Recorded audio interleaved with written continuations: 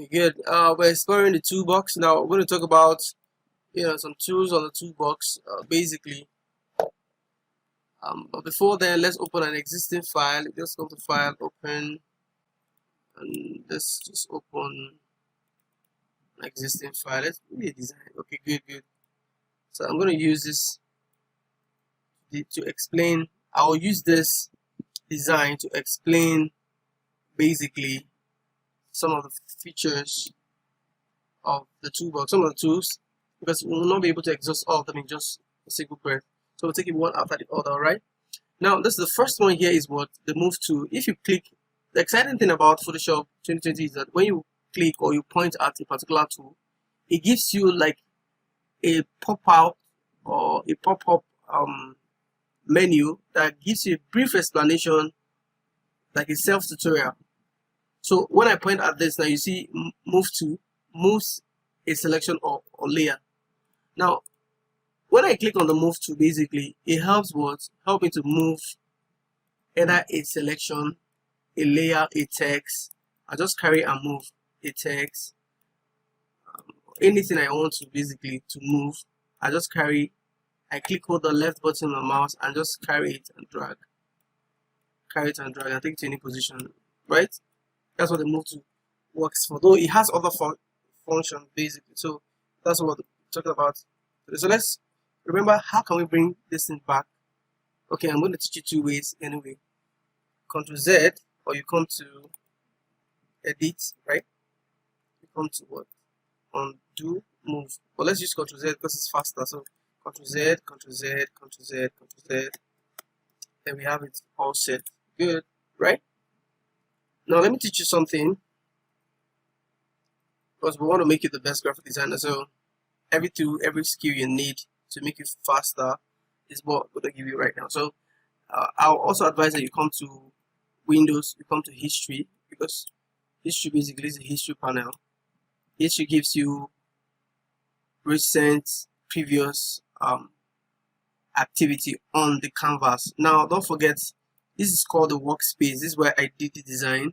It's called the workspace, or it's called the canvas. So any activity that happens, like the movement, carrying, everything that happens here, it is stored or registered or documented on what? The history panel. You can get it in the history panel. So the history panel, you can just come to Windows, come to history, right? Click on it, it comes out. Then if I just want to take everything, instead of doing undo, Ctrl Z, Ctrl Z, I'll just come, click this first one, and click it. Now it takes back automatically. Isn't that amazing? So that's amazing. That makes your work faster also. So you can always keep it handy, right? Now the move to, we said you can use to move what? Layers, right? Ctrl Z. You can also use the move to, in case you open your Photoshop and this is not showing. This thing is called transform control or bounding box. 1, 2, 3. These lines and boxes round this text. You can get this. You can click it here, right? It shows. And please, you can also activate auto select. It helps you to automatically select, either a text, a layer, or something. So you show bounding box. And please, let's remember, we said this is your option bar. It changes to the qualities of anything you select on the toolbox. Now we selected this move to, and it changes to the qualities.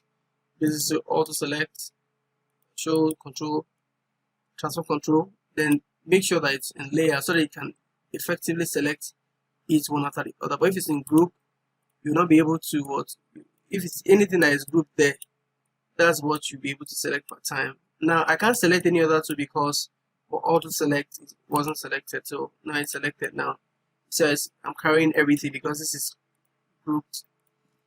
This is grouped, right? This is grouped. So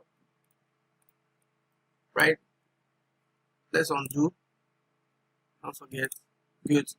Now, so the move tool, another function of the move tool is you can use it to rotate, resize, scale, distort, and do whatever thing you want to do that has to do with the size or the look of either a text or a layer. So I'll click on it. I can resize here. by dragging it out to make it bigger. And resize, excuse me, let me take this back, and resize, take it down. And as a graphic designer, a professional graphic designer, if you want to resize, it's always advisable you resize from the edges diagonally, here or here or here or here. I hope that is clear. If you do this too, it's also amazing for the new feature, for the new Photoshop. But if it were the other versions, resizing from here will not be that interesting for you to just make it kind of long in a way. So another amazing thing you need to know is that when you do this, it also brings it back. For the Photoshop 2020, please take note.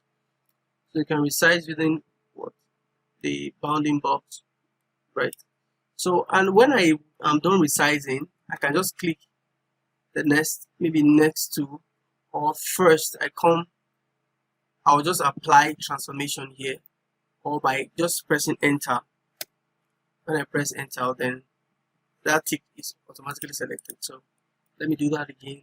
When I resize, right, like I'll just have to click on this, right, or I move, I'll click on this, or I can just hit the enter, or when I'm done resizing, I can just double click.